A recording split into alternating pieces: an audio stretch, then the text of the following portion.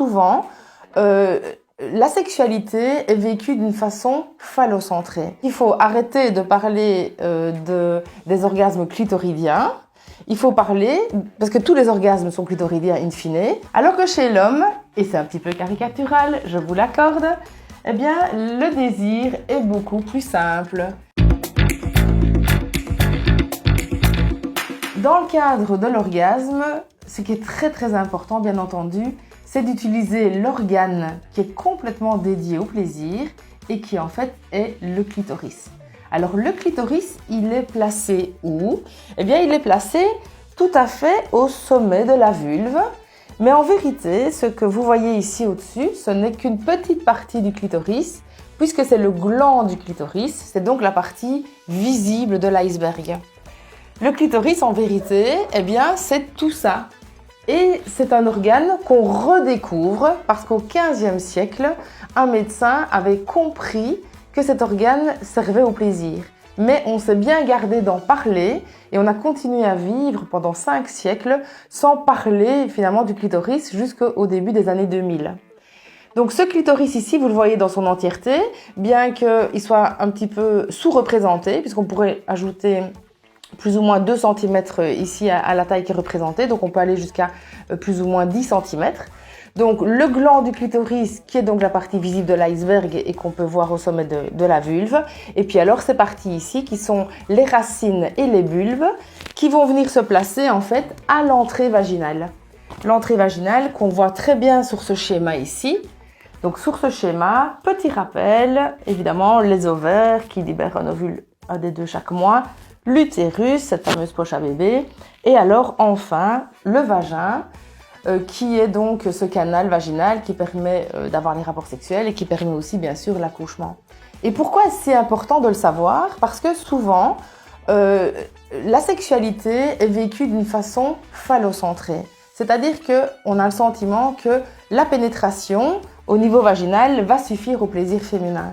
En vérité, le vagin, il n'est pas plus innervé qu'une joue.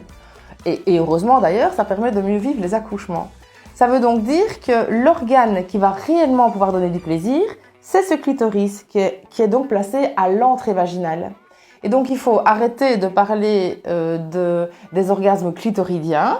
Il faut parler, parce que tous les orgasmes sont clitoridiens in fine, sauf qu'ils vont soit être par stimulation externe au niveau du gland du clitoris, soit par stimulation interne au niveau intravaginal. Le désir fonctionne très différemment chez l'homme et chez la femme. On pourrait l'expliquer longuement par une perspective historique qui nous permet de comprendre que l'homme et la femme ont des fonctions tout à fait différentes dans leur rôle par rapport à la reproduction de l'espèce. En très schématique, l'homme est plutôt un chasseur et la femme est plutôt la gardienne du nid. Et donc l'homme en tant que chasseur a besoin d'avoir davantage de désir, il a donc davantage de testostérone. Et pour imager les choses, on pourrait dire que le désir féminin est plus complexe et dépend de toutes sortes de critères.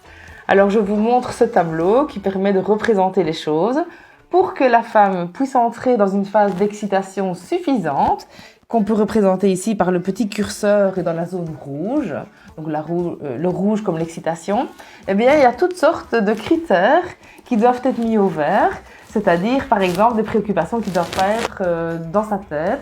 Donc, par exemple, l'idée que oui, on a bien acheté le pain pour demain, oui, la cuisine est suffisamment rangée, oui, j'ai pris un bain il n'y a pas trop longtemps, ou j'ai pris une douche, je ne suis pas trop fatiguée, demain le réveil ne sera pas trop matinal, etc. Il fait chaud dans la pièce, mon conjoint a été plutôt sympathique pendant la journée, etc. Et donc, tous ces critères qui sont propres à chacune, mais qui en même temps sont quand même assez répétitifs quand je les entends dans mon cabinet, vont permettre plus ou moins favorablement d'arriver à ce désir et donc à cette envie d'aller vers l'intimité sexuelle partagée. Alors que chez l'homme, et c'est un petit peu caricatural, je vous l'accorde, eh bien le désir est beaucoup plus simple. Simplement, le désir, eh bien on pourrait considérer que c'est un interrupteur on ou off.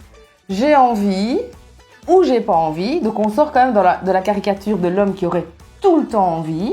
Non, l'homme aussi peut ne pas avoir envie, mais en général, il est moins envahi par toutes sortes de pensées ou de conditions pour avoir envie de faire l'amour.